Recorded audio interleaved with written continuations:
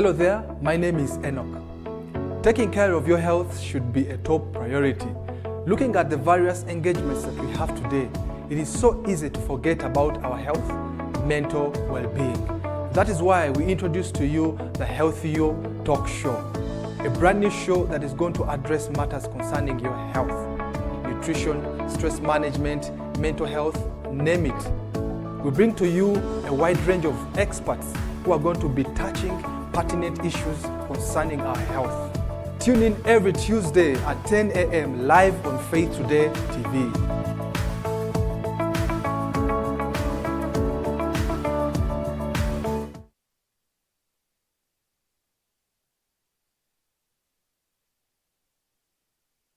Mountain Moving Faith. This is my latest book. And if you want to learn how you can move mountains, life has many mountains. While this journey, you will encounter mountains and you wonder, how can I move mountains? This is a book to read. And it took me time to research, to pray, and to wait on God and look at the scriptures and what Jesus talked about moving mountains. And this book is quite a story, it's quite an inspiration. It is quite something that will change your life. So order your copy today. We can send it to you wherever you are in this country. We will be able to send this book to you on Mountain Moving Faith. Call that number or send a message and our team will be able to ship it to you wherever you are. There's a book to read. You can also buy for your friend, for a family as a gift. And I have no doubt they will thank you and that they will be always thankful for what you have done for them. So God bless you as you read this book, Mountain Moving Faith.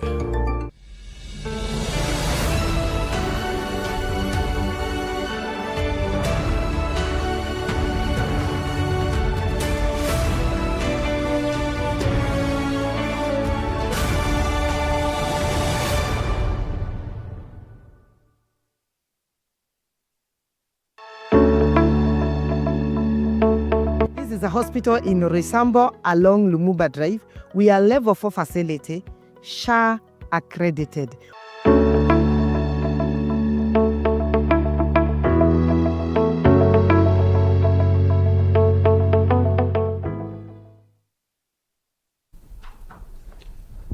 A cholera outbreak is ongoing in Kenya. According to a recent report from the Ministry of Health, that is as of early April 2025, 97 cases were confirmed and sadly 6 of them died. Now that is the counties of Migori, Kisumu and Nairobi.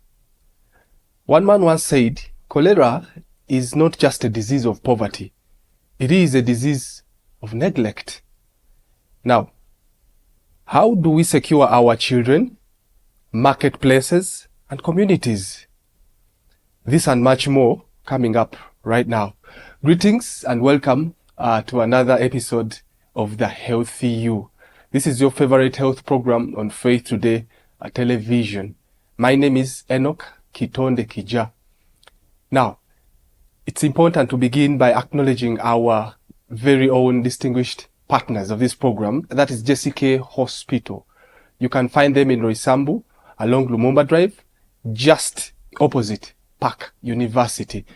Now recently, just early this year, they launched the JCK Hospital College of Health Sciences. They let in students to come and study the course for healthcare assistants. The first intake is done. They're now going into their attachment. And I'm here to inform you they're having their second intake coming up May, June. So don't miss that. If you're interested, make sure you take up this opportunity right now. For further details, we have that number on your screen. Make sure that you use it today. Now, today's episode is just one that is very urgent, and we needed to have it right now because it demands urgency and awareness. We are talking about cholera outbreak. We are looking at how are we going to secure our children, the marketplaces, different communities are at risk. And for those of you who may want to know, just one case of cholera is enough to be declared an outbreak in the country. Now, to help us unpack this, it is no other but we have public health experts in the building. These are people who are here to help us get this to the bottom end. We have a sub-county district surveillance coordinator, disease surveillance coordinator, and the health promoter in the house. But before I invite them to break this down and help us understand how we can bring this down, I am aware we have those of you who follow us on social media, that is YouTube and Facebook. Remember to subscribe. And now, if this really makes sense, don't forget to share with all your friends and family. This is very, very important. Back to my guests. Welcome once again, Jane and Peter. I know you have been here before, but for the sake of those who are joining us for the first time, kindly introduce yourself once again. We'll begin with the lady. Okay. Thank you so much, Enoch, and thank you, OFC, for giving us such a time to just come and deliberate and engage a community on what is happening. My name is Jane Kimani. I work as a Subcounty Health Promotion Officer within Ruaraka and Roysambu Subcounty. That is my area of work, creating awareness, or in other terms, doing advocacy, communication, and social mobilization. That is my area of work, and that's what I do or coordinate within the sub-counties. Thank you. And you are welcome. Thank you. You can have it from there. Good morning, viewers. My name is Peter Kinyua, epidemiologist working in this Ruaraka sub-county, coordinating disease surveillance and response in the sub-county. And Peter, you're welcome once again. Asante. It's an honor to have you, people from the sub-county. And those of you who are just tuning in, we have that number on your screen. In case you have any question, this is the time where you send it in. Remember, the earlier you do, the better. Peter, to begin with, could you give us a synopsis of cholera before we get into now the nitty-gritties of understanding how it has affected the country currently? Yeah, you could just give us a synopsis of cholera. Let us understand that. Before I go to the definition of cholera, I would like just to give a brief background about cholera, how it began in Kenya. And cholera, it's one of the priority diseases according to Kenya Integrated Disease Surveillance and Response. And the first case to be reported in Kenya was in 1971 in Turkana district at then. And over the past years, Kenya have continually recorded cases. And in the year 2022, October, there was an outbreak that was declared in Kiambu County, which affected several counties, around 28 counties. And between 2022 October to June 2023, we had a total cases of around 12,000, above 12,000 cases, and over 207 cases. And recently, we had 3 counties. Currently, we have 3 counties that have reported cases continuously. And cholera is actually a very dangerous disease that need or warrant interventions. Thank you. Oh, and that is a very good synopsis of understanding now the background. And I think it is very important because right now we are having about 97 cases. That is from the recent report I read from the Ministry of Health. But would you kindly help us now understand what is the current status right now in Kenya? Probably I can have it from Jen. Okay. Thank you so much and for that question. As my colleague says that this disease is a public concern, as we are in the situation that we are in Kenya, Nairobi, Kenya, or in Kenya. And currently in Nairobi, we have 30 cases currently, because the cases may rise if we don't take measures or we don't act. In Nairobi, we have 30 cases. In Kisumu, they reported 32 cases. In Migori, they reported about 50 or 57 cases. So, but that can change. The numbers can change. But currently, with the 3 counties, we are already having cases on cholera. That is the situation that we are in it. But where we are, in Ruaraka Subcounty, we already have 1 case in a ward called Korogosho, and we've already acted. In Roysambu, the case that was there was confirmed negative by yesterday. So as at now, Roysambu, we are not talking of a confirmed case, but the measures are also in place. That is the current situation and where we are now. And I think that's important to note, because earlier I thought there are just 97 cases, but when you try to sum it up, there are now over 100 cases.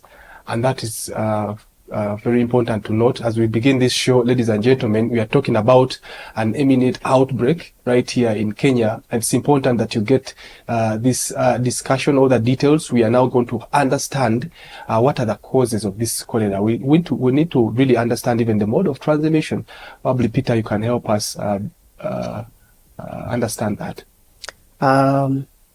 Cholera, definition of cholera is acute diarrhea diseases caused by a bacterium called Vibrio cholerae of several types 01 and 0139. That is acute diarrhea caused by a bacterium called Vibrio cholerae. And this Vibrio cholerae, once you consume it, it resides in intestines, and it starts manifesting with what we call profuse watery diarrhea, or what we call the effortless diarrhea. And the bacteria actually resides in the intestines, produces a very dangerous toxin known as heterotoxins that leads to watery diarrhea or profuse diarrhea. And what are the signs and symptoms?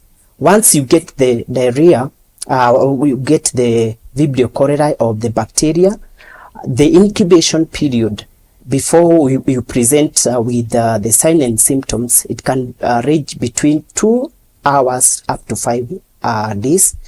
Then you start exhibiting the signs and symptoms, and one of the signs and symptoms is what we call profuse diarrhea. That diarrhea presents with like rice watery diarrhea. You find that the stool resembles that of rice water. So once you get that rice watery diarrhea, it's one of the standard case definition that you help the healthcare workers to identify that this indeed is a diarrhea suspect. So another sign and symptoms, you may exhibit vomiting, muscle cramps, as well as dehydration. And let me tell you what kills people suffering from cholera is what we call severe dehydration. If the treatment is not initiated within good time, you end up dying within 6 hours to 12 hours as a result of severe dehydration. Oh, and that is very important. Severe dehydration is a factor here. And then we also need to understand, because I know one of my viewers could be asking, how is that contact? How do we get into contact with the cholera? Probably help us understand that, because, you know, it is that serious, but we need to get the initial phases of how do we get into. Okay. When you hear about any person suffering from cholera, that person came into contact or ate or drank fecal matter. The bacteria resides in feces or fecal matter. That's where the bacteria resides. And you cannot just eat fecal matter. You eat fecal matter either from food that are contaminated or water that are contaminated. So once you consume food prepared in an hygienic area, and maybe whoever was preparing the food was a carrier and deposited some amount of the virus, when you consume it, you within hours to several hours to several days, you start exhibiting the signs and symptoms. So contamination of water, contamination of food, it's how you get the disease. Wow, and that is very, very helpful. This is timely information. Those of you who are just joining us, remember this program is sponsored by JCK Hospital. You can find them in Roysambu again, along Lumumba Drive, just opposite Park University. In case of an emergency, we have that hotline number. You can reach them instantly. And of course, Peter, you give us quality information on how we get into contact. Now, looking at the contact, we believe children are the most vulnerable people here. How are we going to, what do you want to say to the parents out there who are probably, because now children are in their holidays, you know, so children are at a risk. So what do you have to say about how do we protect our children against this cholera? I would like to encourage parents that if you see any child or any children having diarrhea diseases or having watery diarrhea, please refer them to a nearby health facility for interventions, because we have said earlier that the disease, if it's not treated properly within hours, you may end up losing the child. Currently, the children is at home, and you find most of the parents may not be within the household, and you find the child may be going outside, playing, and even taking foods along the streets, which we don't know the sources, whether they are safe, or even taking water that are not even safe. So it is good to protect the children by encouraging safe hygiene practices, food safety measures, such interventions. Well, thank you so much. And for the parents, this is quality information for you. But speaking of now the virus getting in contact, from the recent reports I've had, men are also coming up as one of the people who are really dying because of this cholera. Why is that so?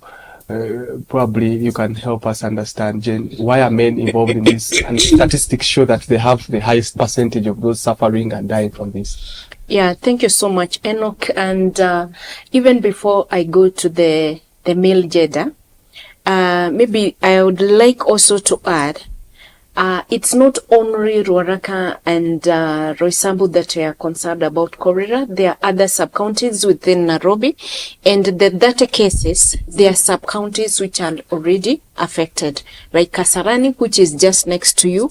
They are already having 7 cases as we talk, and it's within the vicinity of Roysambu.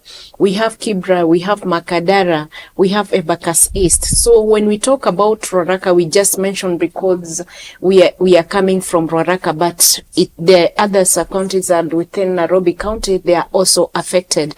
And I also add about the transmission, the transmission. I just want to add to what my colleague said, that it is not contact.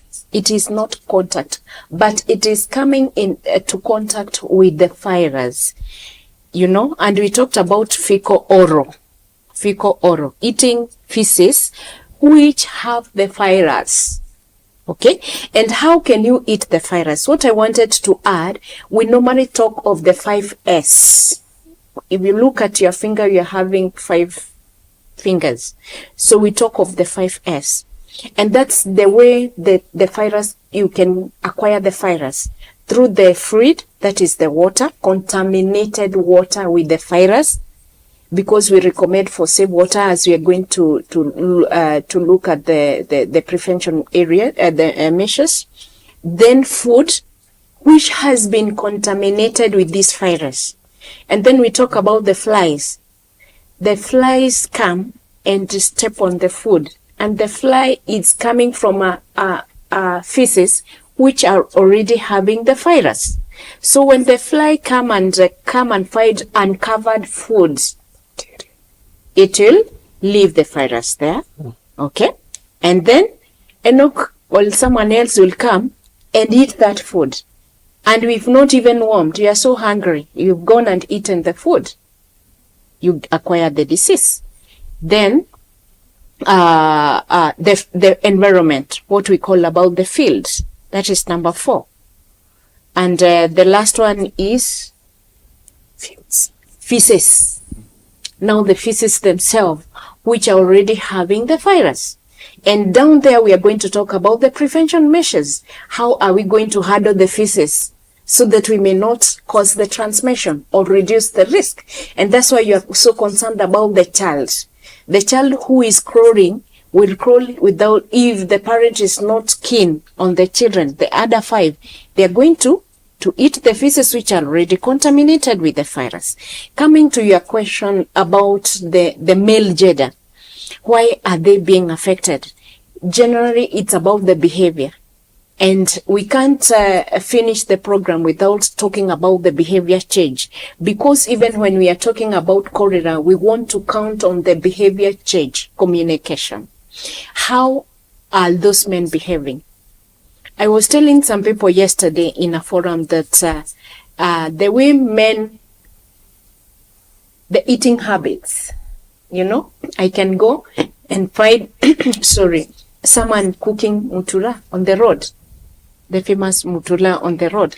And when I go there, me being a man, I'll just go and hold with my 2 fingers. I don't know what normally happens with those 2 fingers. I don't know whether they believe that they are clean or I can see some men nodding here. And then you hold and put it straight. And then you didn't even bother washing your hands. Or even you walked in, I don't know, the behaviors. I'm talking about the behavior. Along the street, generally, and to say the truth, you not find the female gender helping herself on the road. But what do men do? There is, I mean, why? So you find those men also using, urinating, if I can say so, along the road or a bush. Remember what I've said about one of the F is the environment, the field. Okay, if that person helped himself or even herself there, and they are this virus, they can be affected. Anyway, I'm talking about the behaviors. Men, why they are affected most. That doesn't mean that the female are not also affected.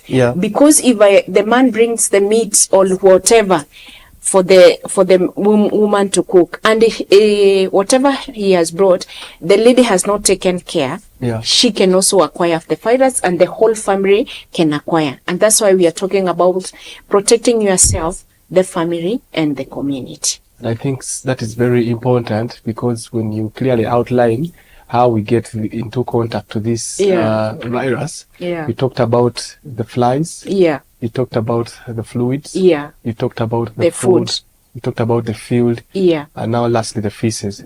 So if you see anyone who is suffering from cholera, it is clearly that these people have acquired a fecal, they have ingested fecal matter. And that stands what you said. That it's not a poor man disease. It's not due to poverty.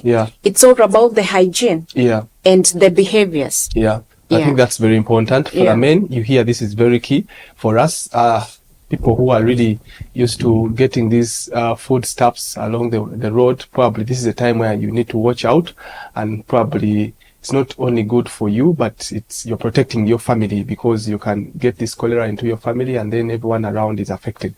And we've heard that it is fatal. We are going to take a short break, but before we do, probably Mr. Peter here, you are a surveillance expert. We want to help us understand how such outbreaks start. How do they escalate, more so in densely populated areas like we see Nairobi with over 4 million people, so close to 5. Now close to 5. So help us understand that.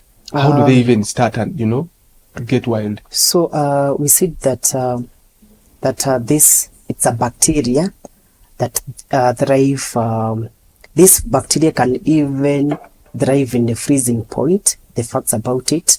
So if you have foods in the fridge and it has a bacteria, please note that this bacteria can thrive in a freezing point. That is a fact about the bacteria. And we said that this bacteria you take after you have consumed contaminated foods, contaminated water. How do they come into contaminated water? Maybe if you have the storage receptacles or storage tanks, if you handle that water unhygienically, and maybe you have the bacteria and spread that water, if you are a family man or family woman, the bacteria will thrive and spread within the family. If you are the household head or woman preparing food for that household, and you have that bacteria, when you consume that food prepared within the household, you end up getting the bacteria as a household members. Then if, for instance, it's a water source that have been contaminated by sewage, and maybe that contaminated water is within a certain community, and they share water and all that through the Nairobi water, and there is a place where the water is contaminated with the fecal matter, you end up having several people getting disease. Another way, like in 2022, the first case we had in October, there was an occasion, a wedding, where food were prepared in a certain area in Nairobi County, then distributed in Kiambu County. So when people consumed that food that were contaminated, they end up having the cholera. So that is another way that you can get cholera, when there is contaminated foods from various sources, water, etc. Wow, that's very important. Those of you who are attending parties, who are having these gatherings going on, this is very, very important. Yeah, this is very important, because now that it's an outbreak, we need to be on the lookout. I believe, Jane, you have something to add on that.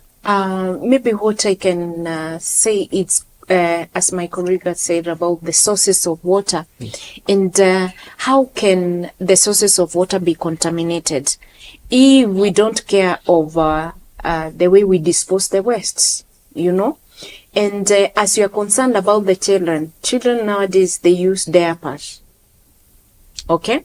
And if they are not disposed properly, and maybe the diaper which has the feces, which is already contaminated, it is thrown near the water source, it will also infect the water. Then something else, if we are taking care of the sick, and communities are dynamic. There are some who don't have tap water. There are some who go to the river to get water. I don't know whether it's happening in Nairobi or even a well. Let's talk of a well in Nairobi, which is not covered. And in that area, there are no latrines or the disposal that I have talked about. So when the rain comes, it sweeps the water to the well. That can also contaminate the water. The other thing is now what also my colleague has talked about, the festive seasons. Like now we are going to Easter. We need to take care on how to behave, especially in the gatherings. We don't know how the food will be prepared. You are eating food which is cold, and from what we have already talked about the transmission measures, you may find yourself affected. That's what I can add. And even washing clothes of a sick person, maybe the sick person whom you are taking care, you take the clothes, you go wash near the well or near the water source, that virus will go to the water and can also be contaminated. And the illegal connections of water in Nairobi, and the population that we are talking about. Yeah. And the pipes, they were there, how many years? And the population is still growing. So if that connection is not properly done, the contaminated water can also seep in through the pipes. And that's why we recommend the boiling and the treating of water, as we are going to talk about it. And I think that's very important. When you return, yeah. I believe you are better placed to help us understand how long these pipes have been and what strategies you have as the government or maybe the sub-county representatives. We need to hear what you're doing on your end. And for those of you who are just joining us, we are talking about cholera outbreak and how it is spreading. When we return, we're going to take a short break, and when we return, we want to talk about how it spreads mostly in churches, places of worship, and different communities. So it's important. I know we are going for Easter. We are excited and we are planning everything. But now this is very important for you. So you don't want to miss this second part of our discussion. We're just going to take a short break. We will return. Thank you.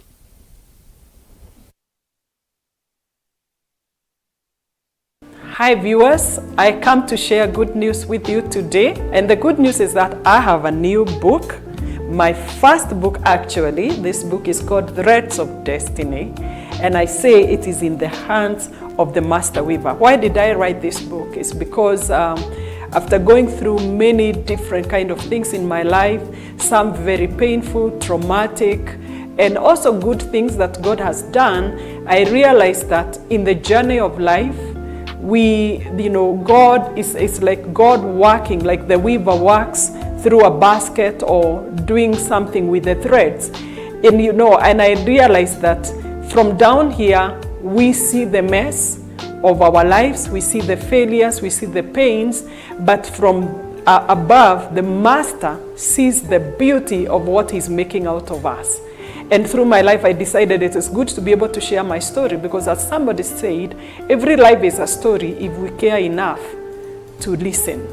And so I wrote this book to just be able to bring hope to somebody who may be feeling hopeless, to bring, restoration where there is desperation, and to tell you that God gives a second chance in life, but you must be willing to take that chance. And so I welcome you to order a copy of this book. It is only 1,000 shillings and or $10 for those who are outside of the country. You can order through the number on the screen, and we'll be able to get you a copy of this book. God bless you as you read it. Give it to somebody else, and I know they will be helped. Amen.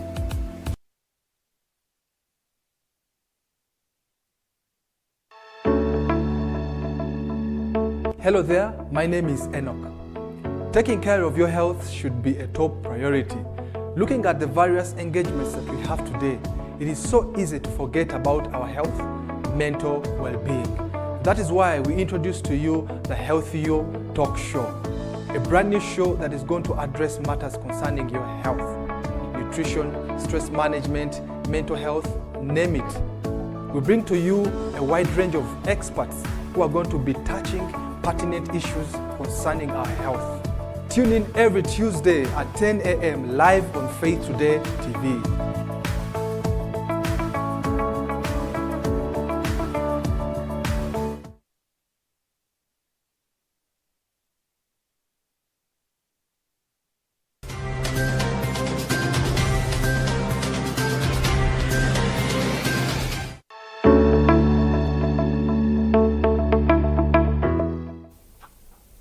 All right, welcome back once again to our second segment of the Healthy You program. Today's topic is one that is very urgent, and creating awareness is very eminent.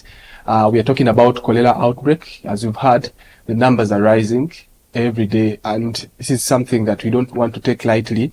We've heard in the first session from our experts that now that we are going into the festive seasons, it's very important that you get this information on how you're going to guard yourself. This is a very deadly bacterial disease, so it's important that you get this information. I see your questions coming in, and I want to remind you, as you do send in, let us know your name and where you are watching from. I'm sure that we are going to be able to answer you, follow up very well. That is what we do. And for those of you who are tuning in from wherever you are, remember this is sponsored by JCK Hospital. Yeah, and recently they have launched into schools. They are equipping people who are passionate about healthcare services, healthcare assistance, home care-based health services. If you were into that line, you are passionate about health, this is the time. They are done with their first intake. I'm told they are now preparing for the second intake. That is happening May, June. So if you are interested, now is the time for you to reach them and then get this information. I'm told there's a special discount for those of you who ask them about this through Faith Day Television. So make sure that you utilize this opportunity, discounts for those who are watching Faith Day Television. But before we go any further, I know we have people who always are sending their questions a bit earlier, and I wanted to do justice to them. I have a follower who is asking, hey, Faith Day TV, how do you know you have cholera and not something else? Probably, Peter, you can help this. Thank you for that question. One of the way that you can identify that you have cholera is when you have what you call profuse, effortless diarrhea. If I can answer na Kiswahili, ni unajikunia, mapupu inatoka yenyewe. That is what you call effortless diarrhea, whereby the loose just come out by itself. You may be going by buses, or you've been at the household where you find yourself that actually you have missed. So that is one way that you may have diarrhea and may have cholera. And again, you may have profuse acute watery diarrhea. It's another way that you may identify that actually you may have what? Cholera. Suspected. That is, you may be suspected of cholera. Okay. Yeah. That's very important. We have another one from Rose. Rose says, are there any vaccinations available for cholera? Maybe Jen, you can help us understand that. Yeah, thank you very much, Rose, for that question. There are vaccines available. In fact, in 2023, we did give the vaccine.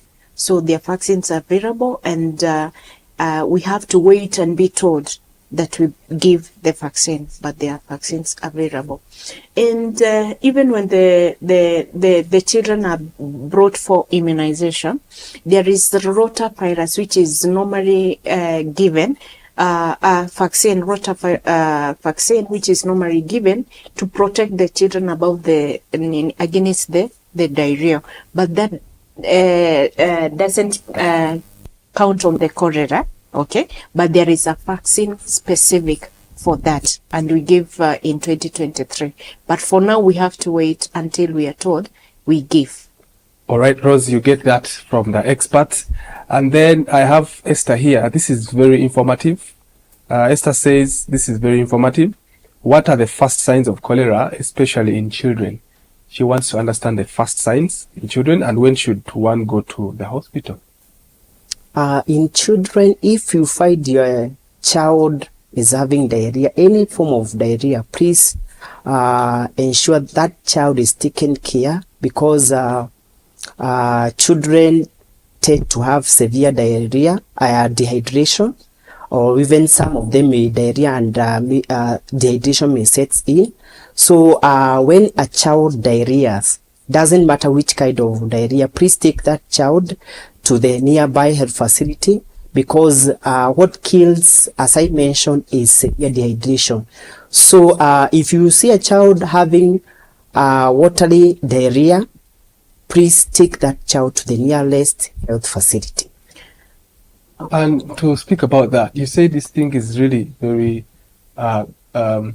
dangerous. Like, should they come to the hospital, or the hospital should come to them? Now that's, I think, something you need to address. How should they come to?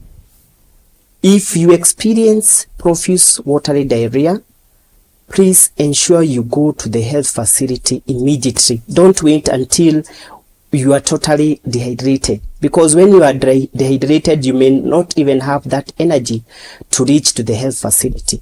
So, and we said that Vibrio cholerae is very dangerous toxins that leads to profuse watery diarrhea, as well as loss of water and electrolytes within your body. So when there is loss of electrolytes or water, you end up dying in your household within some hours. So it is good immediately when you feel that you are having diarrhea, rush to the nearby health facility and don't rush to the chemist, because they may not be able to know what is the cause of this diarrhea.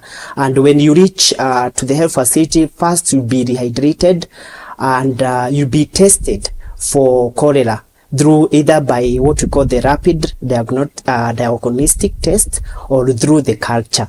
And the only treatment is through rehydration. Kupewa maji either through the intravenous way or through the orally.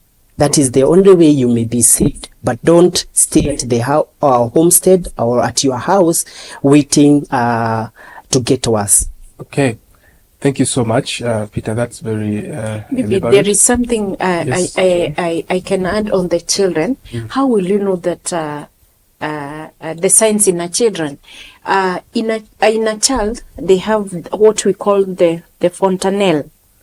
The fontanelle, it can sunken, okay? Because of now what we are calling about losing that much water, it can sunken. The eyes, when you look at the eyes, they are already in. They are not normal. They are already in. This child, if the child has been breastfeeding, the child is not breastfeeding anymore. Okay? If you pinch sometimes the skin, we normally talk of the skin tagger. When you pull the skin, it goes back very fast. But for a child, in fact, that is one of the area that when the child goes to hospital, we normally look at because of the dehydration. The skin itself goes back very slowly. But now you don't have to wait for those signs to come. You don't need to see the eyes have sunken. You don't need to see the fontanelle has sunken. You need to act immediately. And even before you go to hospital, the nearest health facility, we have community health promoters who are on the ground. Please, you can also report to them so that they can also assist you. And then when the child is diarrheaing or even a grown-up is diarrheaing, start taking fluids, water.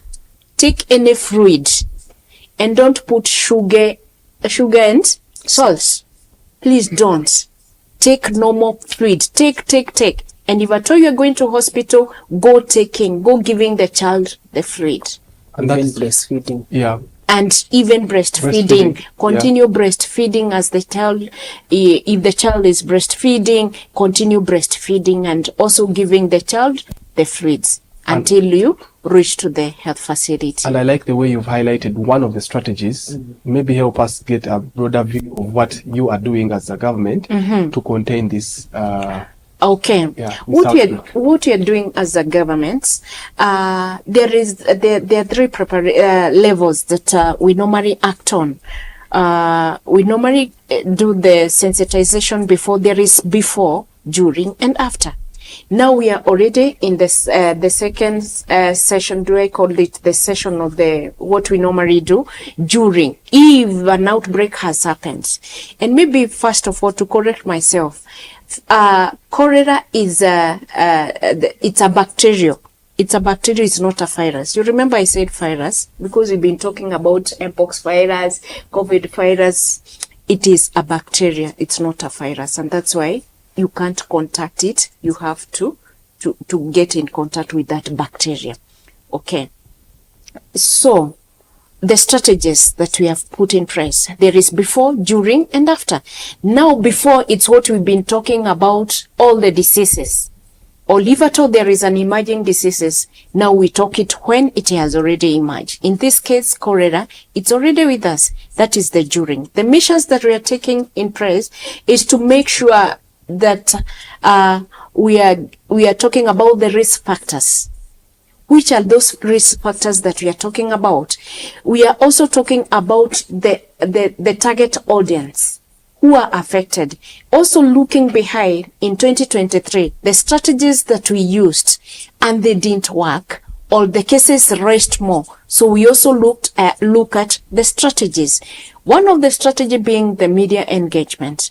Another strategy, talking to the worship areas, the religious institutions, talking to the schools, the higher institution, having community engagement. That is going back to the community and talking to them through barasas, through the focus group discussion, and also having stakeholders meeting. That is with the leaders. The leaders include the multi-sectoral approach. That is to involve the Ministry of Water. Remember, water is a concern. Involving the infrastructure, because we need to know the overcrowding in an area. How are they managing the infrastructure? How are they managing the connection of the water? So having the stakeholders meeting, like Jessica, we call the lead person, to tell them that we need to strengthen the measures, and talking to the healthcare workers and the people who are coming to the facility, giving them the health talk so that we can prevent. That's also another measure. So talking to the children, talking to the sports grounds, those people who are in the sports ground, the youth, how are they behaving? Having male involvement. You remember you asked the question about why is the male gender affected? Having male engagement meetings, having the group of, ANC mothers, all those people, bringing them together and teaching them. Those are the different strategies that we are putting across, and making sure that the community is aware, and also telling them the risk factors. Which are the risk factors? Why are you contaminating the water? It is a risk to the community. Why are you not covering your food? Why are you not cooking your food? Why are you not washing your fruits? You go pick a banana and there you go. You are already eating it, And maybe how they have been kept, it's a risk. The cooking on the road, are you taking the measures? Have you put for people water to wash their hands? Remember, during COVID-19, in every setup, in every food fed had a wash handing facility. And we used to go, even now, we normally inspect and get to see that people are washing their hands. In the marketplace, are you just picking the fruits and eating? The tomato and eating? Does that market feeder has a wash handing facility? Those are the measures that we are really putting across. And also not forgetting the capacity building, because I need the knowledge. I need the knowledge for me to pass the right information and tailored messages, reminding people, distributing the IC materials, that is information, education, communication materials to the people so that they can read. Those are the posters, the flyers. That's also another strategy that we are talking about, and making sure that the hand washing facilities are everywhere, in our health facility, in our worship places, in our school, having water and the soap in place. Those are the measures that us as government we are really strengthening. And I think Maybe that's if very I can important. add. Yeah, Yes. Peter? Because there are other measures that we are putting across. Yeah. And one of the measures is we are doing what we call enhanced surveillance activities and active case search. This means that we are able to do cases identifications, cases detections, and cases reporting at the community. The community, we do what we call community-based surveillance, where the community, through the community health promoters, they are able to report any person having diarrhea or profuse water diarrhea. They are able to report, so that we do timely investigation and control.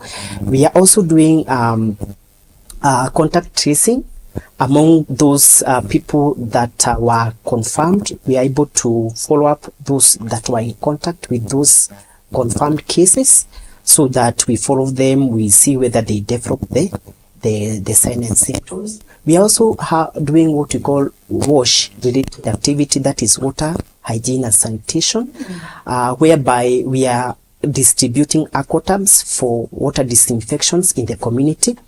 We are also giving the health messages about water treatment, We are also educating community on food safety measures, where our public health officers are going through, to the food premises, educating the food eateries, the food address in the food eateries about proper preparation of food. And we saw that one of the way that you get cholera is through contaminated food. So they are able to educate the food handlers, proper food hygiene. And lastly, we are doing what my colleague have said about risk communication, about what is the cholera, the signs and symptoms in the community, in different areas that we are doing. And lastly, about the coordination, we are having, in the county level, we are having coordination meetings, the response meeting, partnership coordination, so that we are able to resource mobilize among different partners so that we can be able to control this disease. Wow, I would have said a moment of silence so that the information can sink deep in. But of course, that is why we have experts in the building to help us understand what we really need to do, and also learning that they are already having a strategy in place to help us contain this outbreak. That is something that we really appreciate.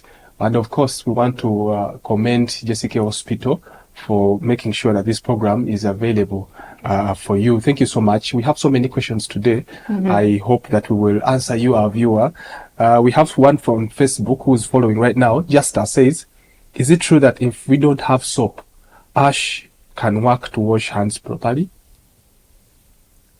Yes. Peter is smiling. I don't know why you're smiling. Yes.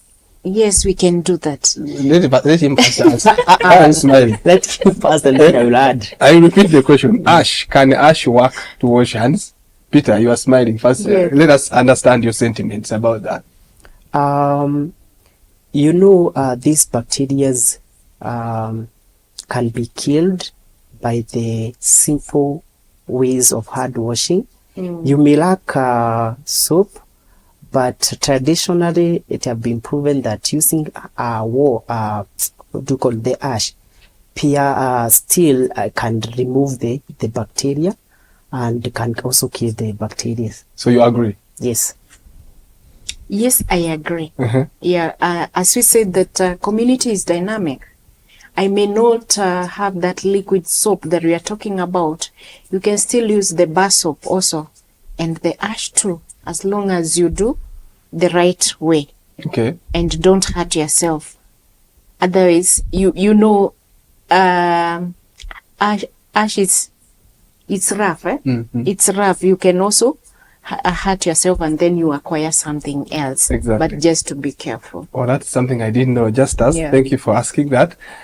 We have Matthew says, hi, I'm a primary school teacher. How can schools help protect children from cholera outbreaks? You have something to say, Jen? You can carry on. Yeah, I think we addressed that one earlier. You addressed that? That one of the strategies going to school to sensitize, we sensitize the teachers, Yeah. we also sensitize the parents, and we also sensitize the children to give them the, what is cholera, signs and symptoms, that how is it transmitted, the precaution measures that you should take in place, and making sure that the schools have the hand washing facilities, so that the children can wash their hands, and also reminding them, because I said knowledge is power. If the teachers have the knowledge, if the parents have the knowledge, they are able to remind the children, and also the children are, they can be able also to teach other children, or also take the information at home. So that's what we are doing. And we are visiting the schools, making sure that the measures are also in place. Maybe I can add a few points about... Before you add on those points, I know there is a viewer who is really interested in understanding your messaging to the church, because, you know, we operate so much in these spaces. I know there are other places of worship and communities. Maybe we don't want to miss this. I know we don't have a lot of time, but help us understand, what is your message to the church, or maybe church leaders?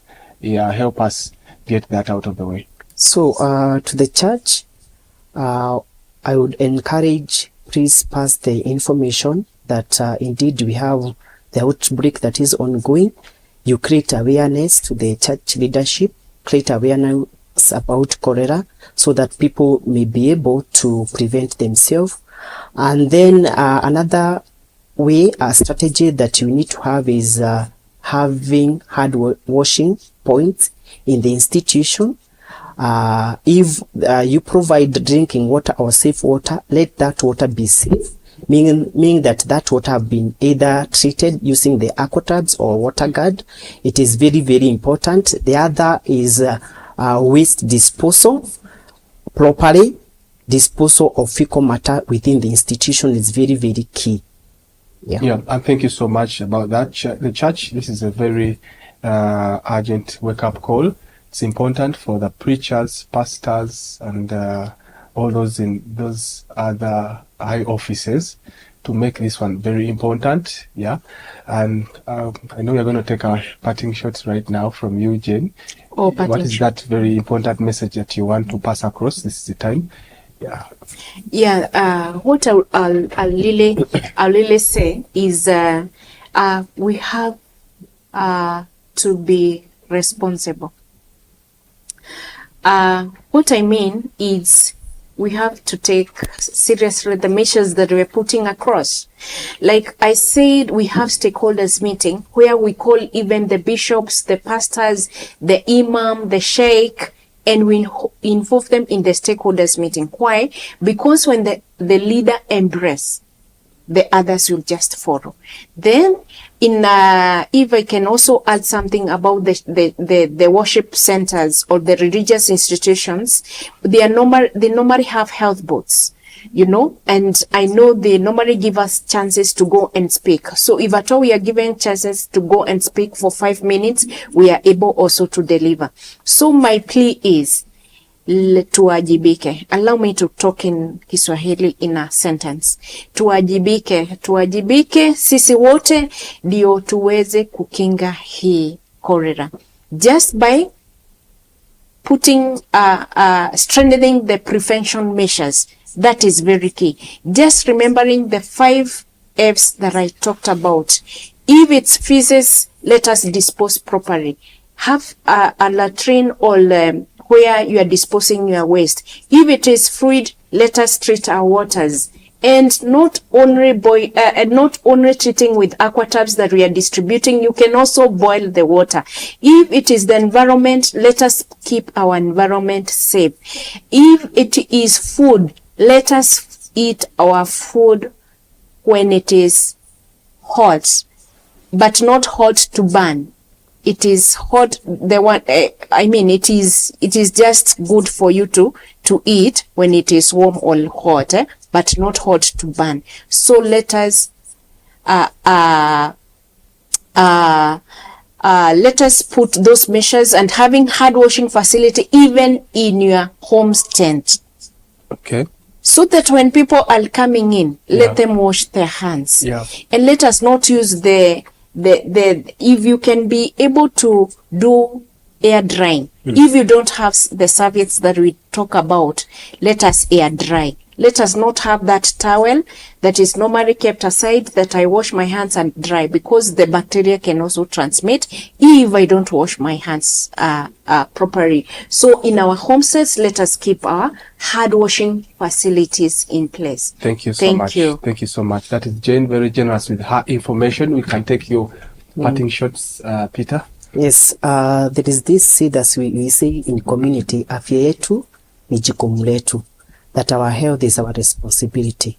So if you suspect you have a cholera, that is, or you are having acute watery diarrhea in your house, please do not let you guys to die in the house. Go to the nearest health facility. You'll be able to be taken care of. And we have 1 death so far in the county, and we don't want to have several deaths. We need people that are safe, so that you are able to do your daily activities. So let us take all those prevention measures that we have highlighted, so that we don't want to spread this disease, and we don't want to have several cases in this county. Thank you. And thank you so much, Peter. Thank you so much, Jane, for the generous information you have shared with us. And for our viewers, thank you so much for tuning in. I see you have very many questions, but because of time, we will not take all of them. But let us continue this discussion on Facebook and YouTube. We are going to be answering you. And of course, cholera may spread quickly, but also awareness can. So if it's a collective effort, if we can work together, you work with us, share this information out there, share this link to as many people as you can, we are going to be able to deal with this outbreak. We don't need any more deaths in Nairobi or even other counties out there if we can work together as a team. Now, of course, it's important to note that Jessica Hospital has sponsored this program, and now they are ready to let in students for their next intake. The healthcare assistant course is ongoing. We've finished the first intake. They're going for the attachment at the hospital. They told me that there is an offer for those of you who are interested in pursuing this 6-month course. So if you are interested, make sure that you utilize that number on your screen. Call in now. They're going to be able to accommodate you. Now, we also remember to pray for those of you who watch this program. We know there are those who follow us from home, from hospital, whenever you are receiving any form of treatment from. We believe that doctors are an extension of God's healing hand. And we pray that may your healing come forth speedily in Jesus' name. My name is Enock Kitondekijja, and this is the Healthy You on Faith Day Television. Until we meet next time, stay alert, stay informed, and stay healthy. God bless you.